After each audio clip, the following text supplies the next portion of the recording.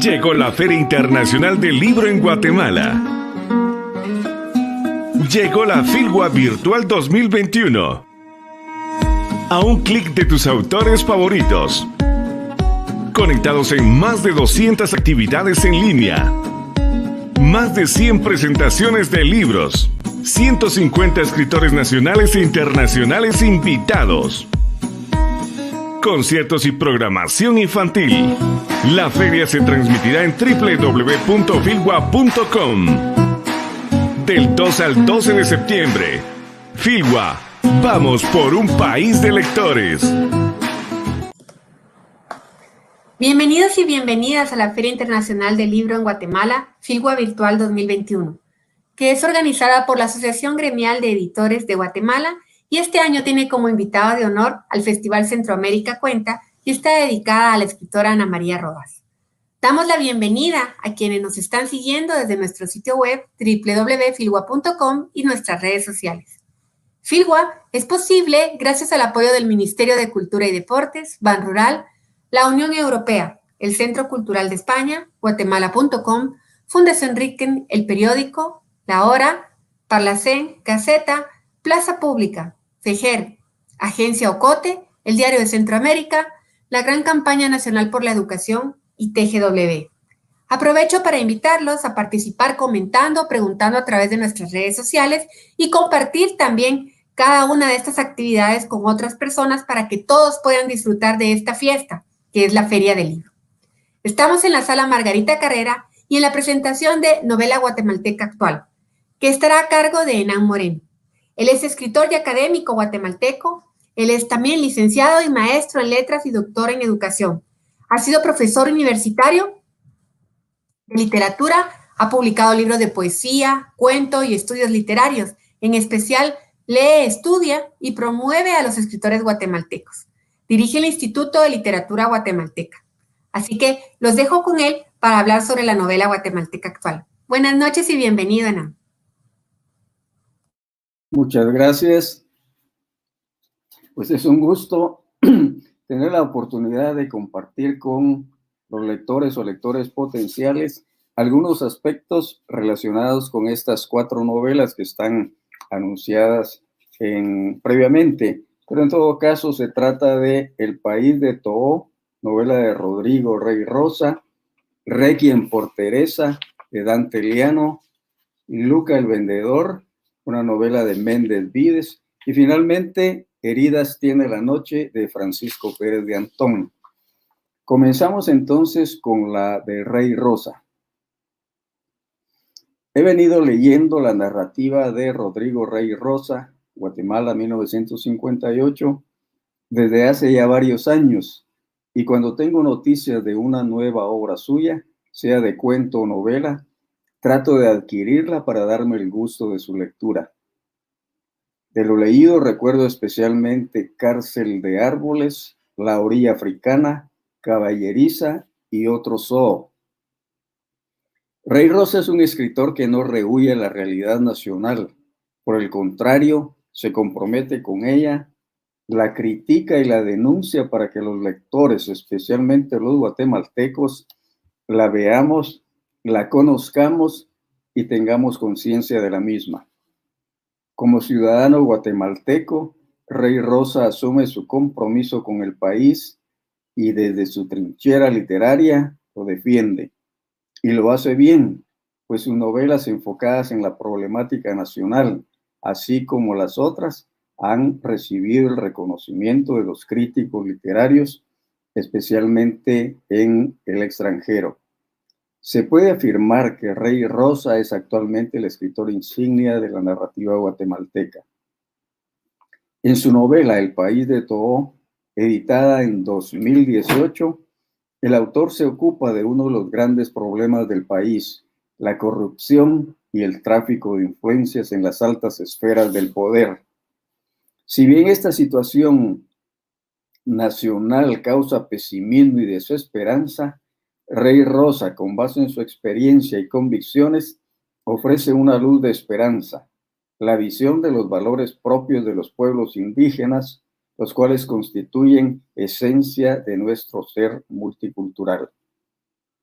La novela se desarrolla mediante 3 líneas narrativas llevadas por 3 personajes: el Cobra, Matilde y Polo. El Cobra es un expandillero salvadoreño, ahora al servicio de don Emilio Carrión, hombre mayor, anticuario, miembro de una red de corrupción en la que participan personajes del gobierno, ministros y otros. Matilde es una señora indígena que también trabaja para Carrión como nana de su hijo Jacobo, quien a punto de ahogarse en una piscina quedó con un daño cerebral. Y Polo Irarrága, activista social y director de Casa Rosa, una ONG. Los ámbitos geográficos son la ciudad de Guatemala, un lugar de Oriente, y el cantón de Toó en el altiplano occidental.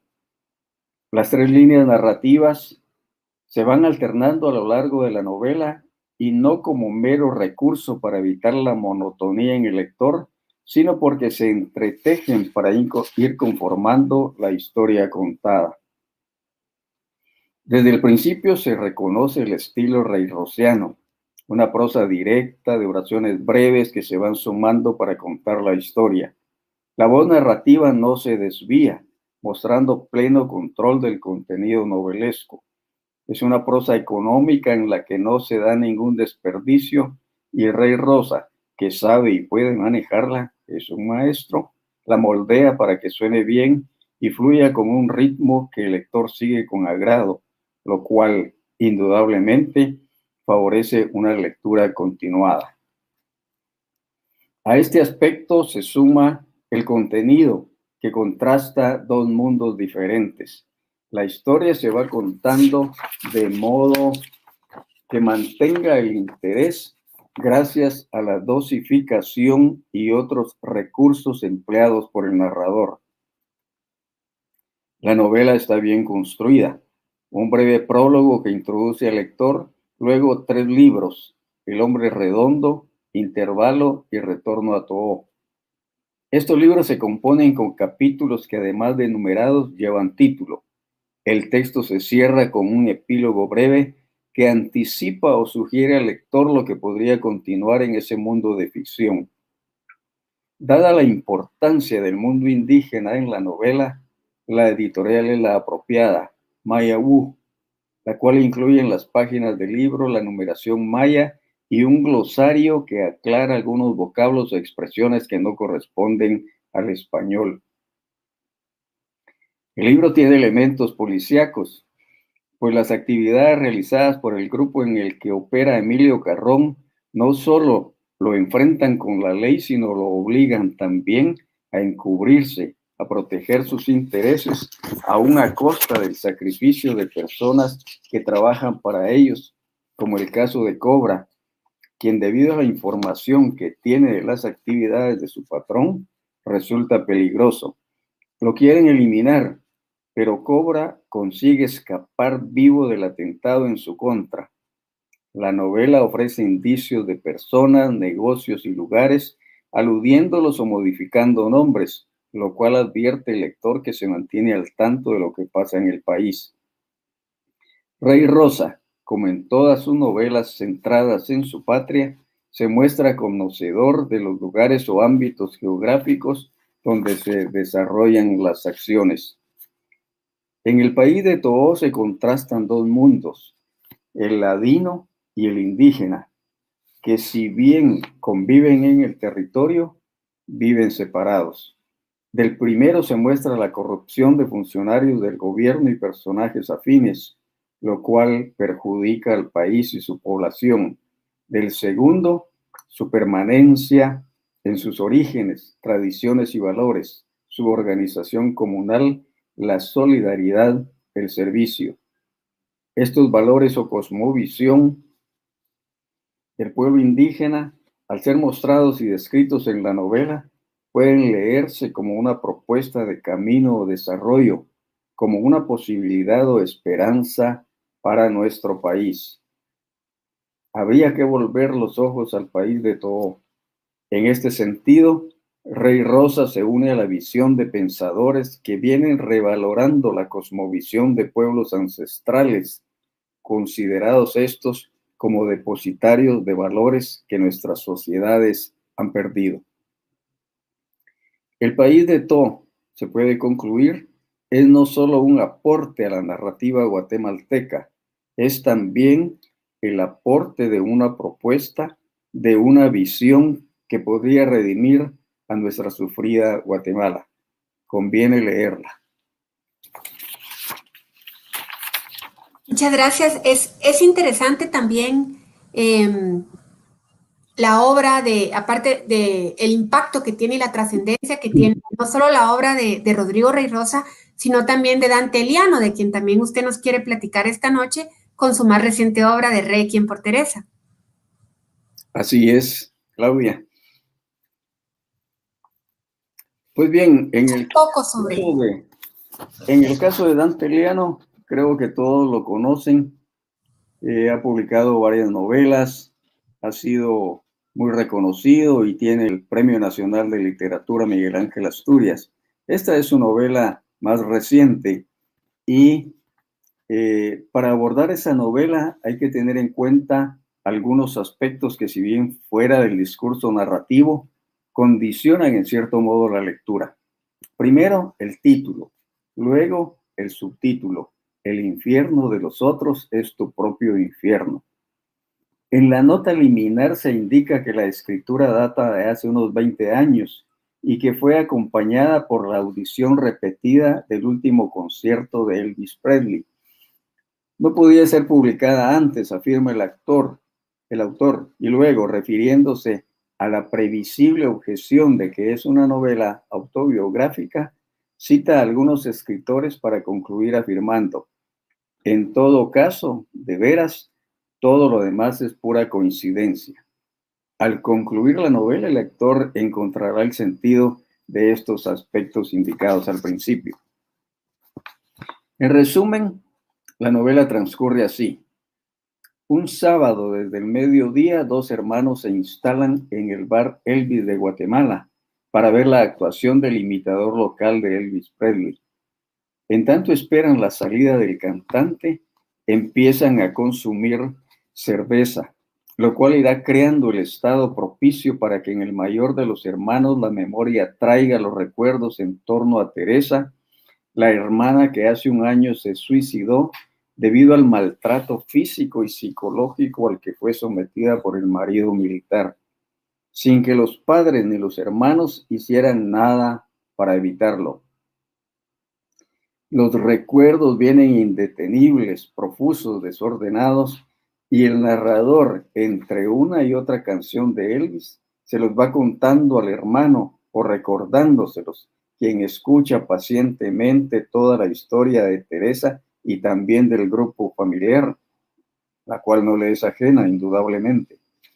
Llegada la noche, los hermanos, ebrios totalmente por la desmedida ingestión de cerveza, se retiran del bar, pero aún en el trayecto a casa la historia sigue fluyendo hasta que amanece el nuevo día.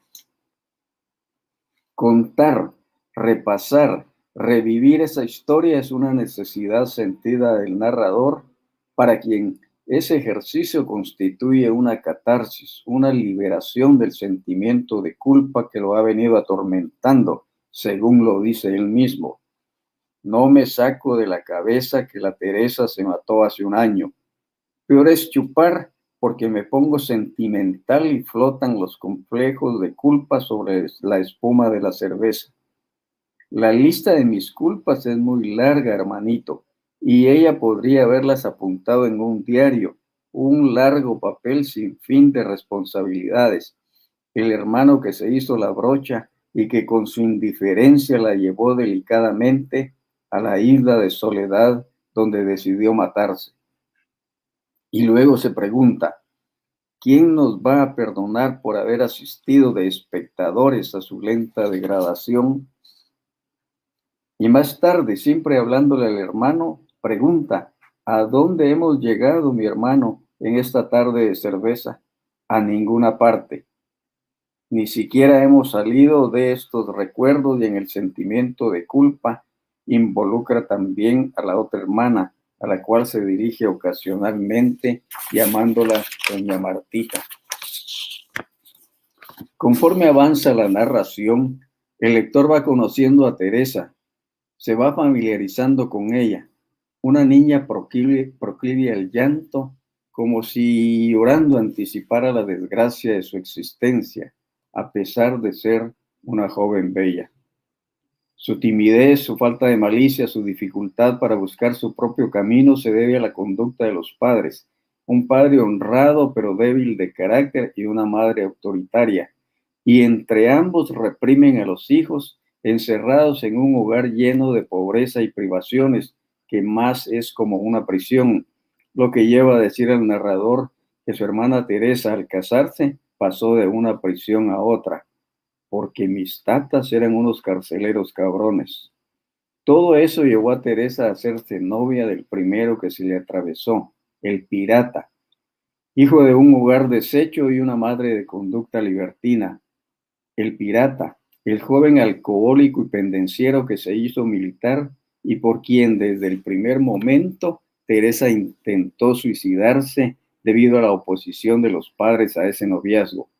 Más tarde, lamentablemente, se casó con el pirata, quien desde los primeros meses ejerció sobre ella una violencia física y psicológica que la hizo infeliz.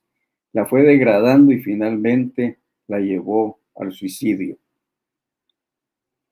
Esa vida que le dio el pirata la llevó a la muerte. Por eso el hermano pregunta o increpa más de una vez: ¿qué hiciste, pirata, de la vida de mi hermana? Aceptando tardíamente que toda la vida con vos fue una preparación al suicidio. Sí, toda la vida con vos fue irse descomponiendo. Pero este reclamo ahora ya no sirve. Llega tarde, muy tarde. Y no solo la pérdida de Teresa es lo que atormenta a la familia, también es la duda de si realmente ella se suicidó o fue el pirata el autor de su muerte, aparentando un suicidio. De ahí el inesperado epílogo en el cual se narra cómo los hermanos consultan a un sacerdote que ellos creen que puede aclarar la duda. Hemos ido a buscarlo porque ve lo que está escondido. El sacerdote, observando una fotografía de Teresa, ve imágenes acertadas y dice: esa muerte no me convence. Y con base en datos que le son ofrecidos, concluye: ella no se mató con sus manos, alguien intervino. La novela termina así: al padre Cirilo Fuentes le da gusto ver confirmada su visión. Yo estoy callado, dice el narrador. Leída la novela, los aspectos referidos al principio tienen sentido. El título como una invocación para un descanso eterno. El subtítulo, el infierno vivido por Teresa, es compartido por la familia y especialmente el hermano narrador. Los 20 años transcurridos para la publicación de la novela se explican por la naturaleza del drama familiar y los implicados. Es increíble cómo, a pesar de la distancia, pues él no vive acá, igual que Rey Rosa. La mayor parte del tiempo toman temas sociales tan actuales, porque la historia de Teresa es la historia de miles de mujeres guatemaltecas sumidas en la violencia, ¿verdad? Y cómo lo traduce de bien a través de las palabras. Y luego también está la obra de Méndez Vides, Sí. de Luca el Vendedor, que nos trae también casos muy comunes de la cotidianidad guatemalteca, del sufrimiento y la reacción al sufrimiento para no continuar con la misma historia en la familia. ¿Nos puede ampliar un poco?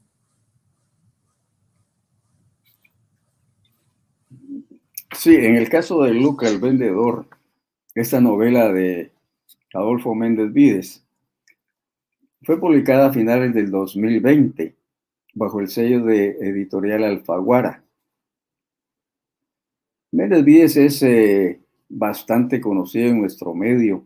Además de la novela, ha cultivado los géneros del cuento y el ensayo. a lo cual suma su faceta de columnista cultural, mostrando en este espacio su pasión por la lectura y el conocimiento de autores guatemaltecos y extranjeros.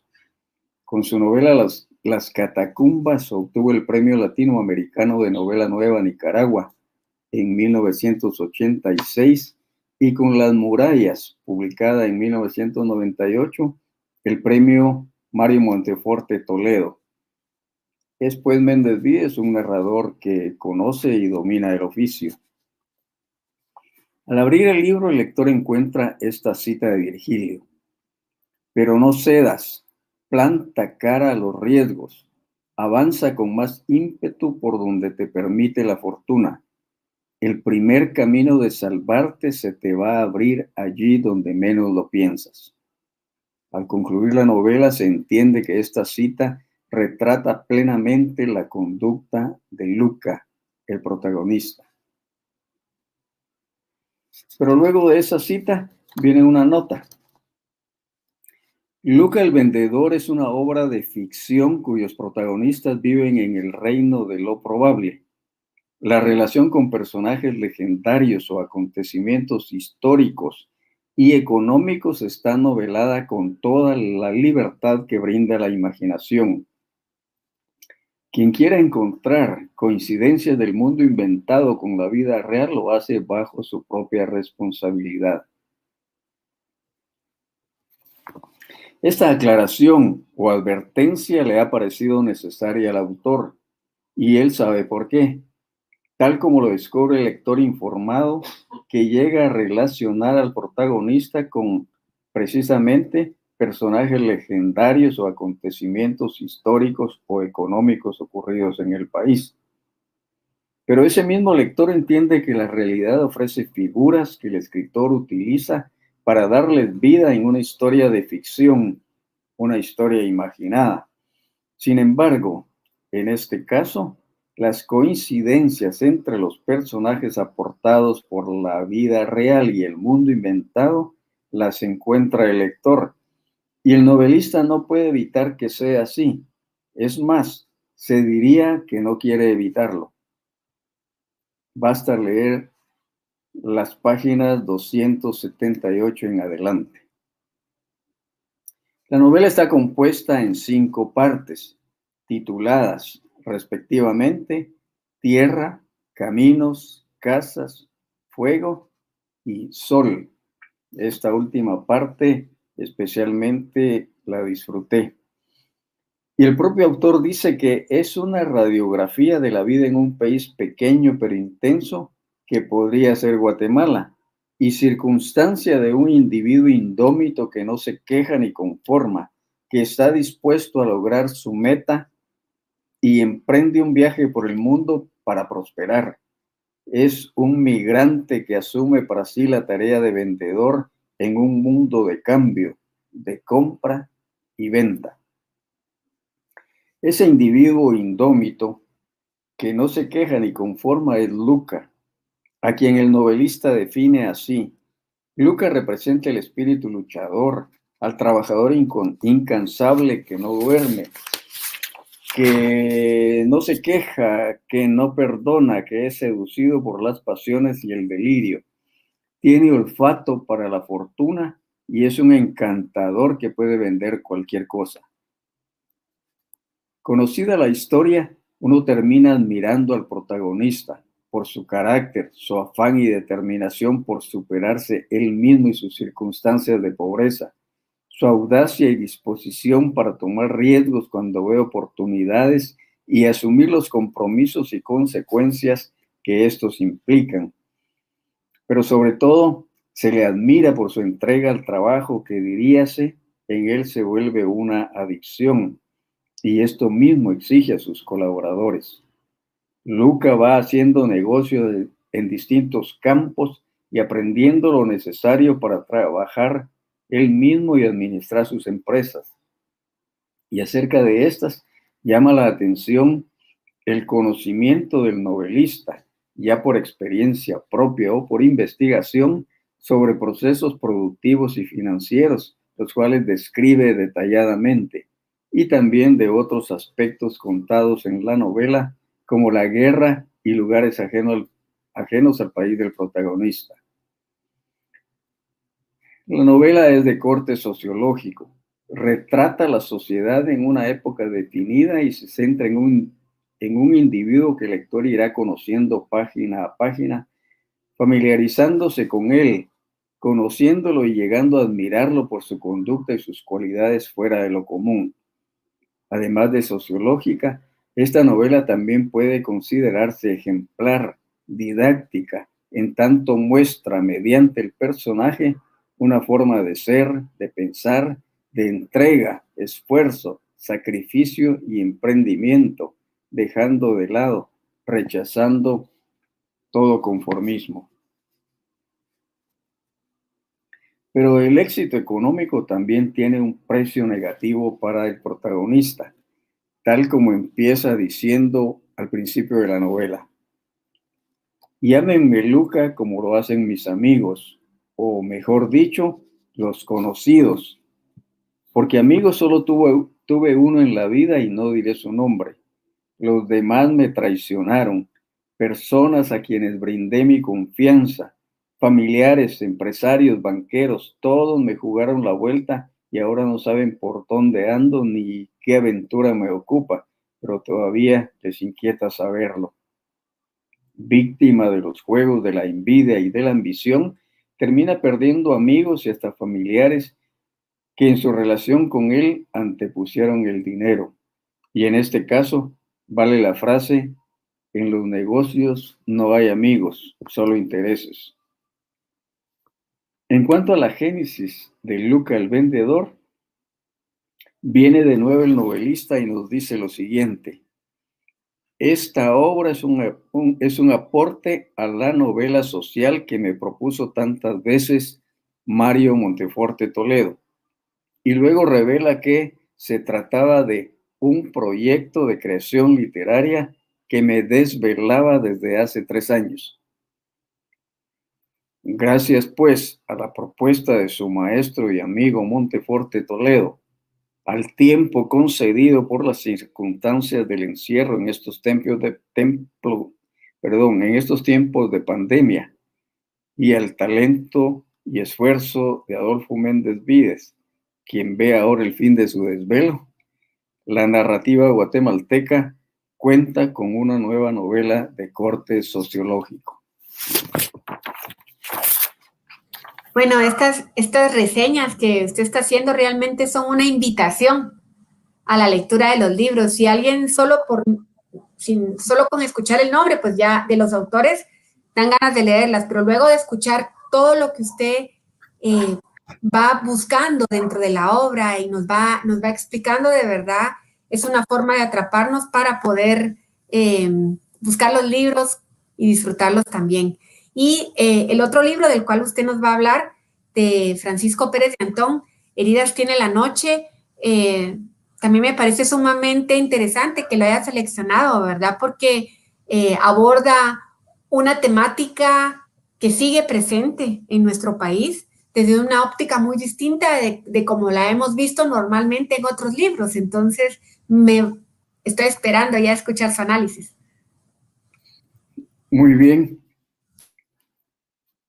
Efectivamente, he elegido estas novelas porque son las más recientes y las que particularmente han llamado mi atención y el interés por conocerlas, por leerlas, por dar a conocer también el contenido como una manera no solo de divulgar la novela en sí, a los autores, pero también para motivar a los lectores potenciales para que se animen a leerlas, que leyéndolas tendrán muy buenas experiencias, no solo en tanto las historias contadas, sino también todo el contexto histórico, social que se encuentra en ellas, y en muchos aspectos el novelista, el autor, comparte con los lectores sus conocimientos literarios, sus conocimientos culturales, sus puntos de vista que enriquecen también la forma de ver el mundo, la forma de pensar de nosotros como lectores. En cuanto a Francisco Pérez de Antón, además de una larga experiencia en el campo periodístico, se ha dedicado a la literatura, escribiendo y publicando libros de ensayo, muy buen ensayista, y varias novelas de corte histórico. Por su obra literaria también le fue concedido el Premio Nacional de Literatura Miguel Ángel Asturias. Como sabemos, él es de origen español, pero es más guatemalteco que muchos de nosotros. Lo primero que me gustó de esta novela es el título, Heridas tiene la noche, por su carácter metafórico, por poético, y porque se aplica bien al período de oscuridad vivido durante la guerra, así como al sufrimiento y daños provocados, algunos de los cuales aún persisten y se muestran todavía como heridas abiertas. Al abrir el libro se encuentra una cita: La guerra civil es el reinado del crimen, de Pierre Corneille, cita que alude al contenido. Luego, en una visión general, se observa que la novela está conformada por 3 partes, cada una con 4 y 2 capítulos respectivamente. Cada capítulo está titulado y además, al principio el autor incluye la indicación del lugar y el tiempo donde suceden los hechos, situando así al lector. Una novela, sin duda, bien planificada, en la cual el autor muestra su ingeniería narrativa. El discurso se basa en la historia del asesinato de Héctor Ayarza, ocurrido en marzo de 1968, y el afán de Aloisio, su hermano menor, por vengar su muerte, para lo cual necesitaba descubrir a los asesinos y las motivaciones del crimen. Este asesinato sucede en el contexto del enfrentamiento entre ejército y guerrilla, el cual determina el clima político vivido durante esos años por el país y la población guatemalteca. Héctor es, pues, la causa que mueve la historia contada, pero el personaje principal es Aloisio y su deseo de venganza. Contrario a Aloisio, surge desde el principio la figura de Esteban Garellano, un tosco policía judicial que investiga el caso para atrapar al culpable del asesinato. Se entiende que este resumen no permite conocer y disfrutar la madeja de pequeñas historias que se entrelazan o giran en torno al tema central, pero la novela está disponible para quien quiera leerla, y quien la lea irá dándose cuenta de que ésta reúne los elementos necesarios para ser situada dentro del género policíaco, pero que lo rebasa, porque la intención del autor no es solo entretener al lector con la historia del crimen y los esfuerzos por resolverlo, lo cual consigue muy bien, sino que va más allá y ofrece una visión crítica del período histórico y de los sectores directamente enfrentados, señalando especialmente el sufrimiento padecido por la población víctima final de esta guerra. Mas no solo el ejército y la guerrilla resultan criticados, también las autoridades eclesiásticas, presentes siempre en el acontecer político de la historia patria. En ese contexto de lo policíaco, el lector informado se da cuenta de que en la página 166 está, de pronto, ante una escena clásica de las novelas de Agatha Christie. Escena que el autor recrea en tono humorístico, haciendo una parodia del flemático Hércules Poirot. Sin embargo, el judicial garellano, con sus toscas acusaciones basadas en su silvestre intuición, qué lejos está de actuar como el legendario detective en el que la finura y la razón lógica seducen al lector. La historia es contada por un narrador omnisciente en tercera persona y mediante una técnica pendular entre pasado y presente. Comienza así. Se sitúa el lector en la Capilla Santa Delfina de Signé, en la ciudad de Guatemala, en abril de 1998, y la voz del narrador dice: el día de la boda de su hija Elena, justo cuando el celebrante de la misa rogaba por los fieles difuntos, Aloisio Ayarza fue víctima de una experiencia parecida a la de aquel monje medieval que se durmió bajo una acacia oyendo cantar a un jilguero y despertó en otro lugar y otro siglo donde la tierra giraba al revés. Un inesperado vahido le hizo perder el nexo con la realidad que le circundaba. Su cuerpo se tornó ingrávido, si bien lo bastante perceptivo como para advertir que era transportado en volandas al lugar donde su vida se había desquiciado 30 años atrás. Y a partir de esa escena, el narrador nos lleva a conocer la historia, que abarca un periodo de 30 años, entre 1968 y 1998, marco temporal de la guerra en el país, y en este contexto se encuentran mencionados personajes y hechos reales, como por ejemplo el secuestro de Monseñor Casariego, el asesinato del embajador alemán Gordon Meyer y el crimen de Monseñor Gerardi. Y no faltan algunos personajes de la farándula, como un entonces desconocido Julio Iglesias con La vida sigue igual, y Víctor Manuel Porras y su gallinita Josefina, que fueron muy populares en Guatemala en ese tiempo. Entre la seriedad del hecho acontecido y el contexto histórico-político, el novelista no renuncia a alguna nota de humor. Para desarrollar el relato se emplean la narración, la descripción y el diálogo, combinándose de manera equilibrada. En cuanto a la descripción, el autor llega a veces a los pequeños detalles, lo cual cumple la función no solo de pintarle la escena al lector, sino de hacer que tal escena sea más realista, convirtiendo así la descripción en recurso visual. El empleo de los nombres propios llama la atención, y no me refiero solo al tan singular Aloisio, sino al hecho de que aún los personajes ocasionales, aunque aparezcan un breve instante, tienen nombre propio.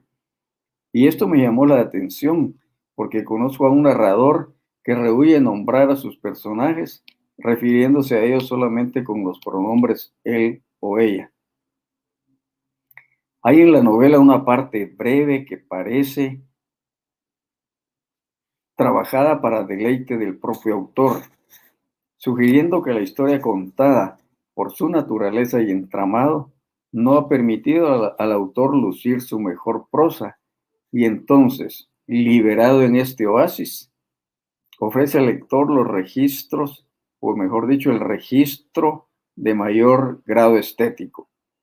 Esta porción narra la fuga de uno de los implicados en el crimen de Héctor, y empieza en la página 31, se encierra entre corchetes y utiliza cursivas, y así en otras páginas adelante, diferenciándola del resto.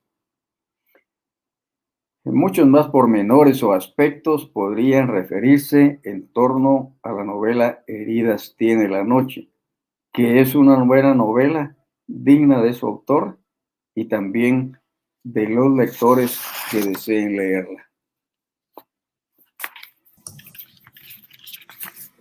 Muchas gracias por este recorrido por las nuevas producciones de la novela en Guatemala, de voces tan importantes como Dante Liano, Rodrigo Rey Rosa, Méndez Vides y por supuesto don Francisco Pérez de Antón.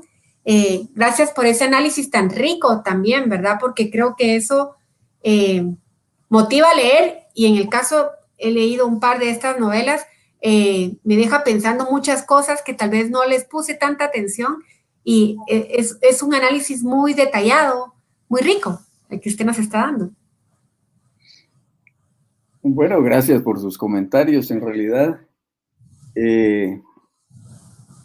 uno lee Literatura que le gusta, pero en el caso mío, últimamente me he dedicado más a la lectura de la literatura guatemalteca, tanto poesía, cuentos, novelas, y había venido llevando un registro anual de todo lo publicado en el país y tengo ahí toda la información. Aún lo mantengo, pero he bajado un poco el afán en este sentido. Sin embargo, la lectura la mantengo siempre que hay algo nuevo y me llama la atención, a veces por opiniones también de otros lectores que me comentan o publican en algún espacio cultural de los medios, llego a ellos y leo, y sí, me motiva. Entonces, no me quedo solo con la experiencia del lector, como dice un teórico de la crítica literaria, del lector común, que el lector común simplemente lee y se guarda la experiencia de esa lectura. Pero hay otros tipos de lectura, de lectores, que además de eso, les gusta comentar lo que leen, les gusta compartir, y otros van un poquito más allá, y además de compartir, de comentar, hacen algún análisis, aunque sea inicial, del libro leído.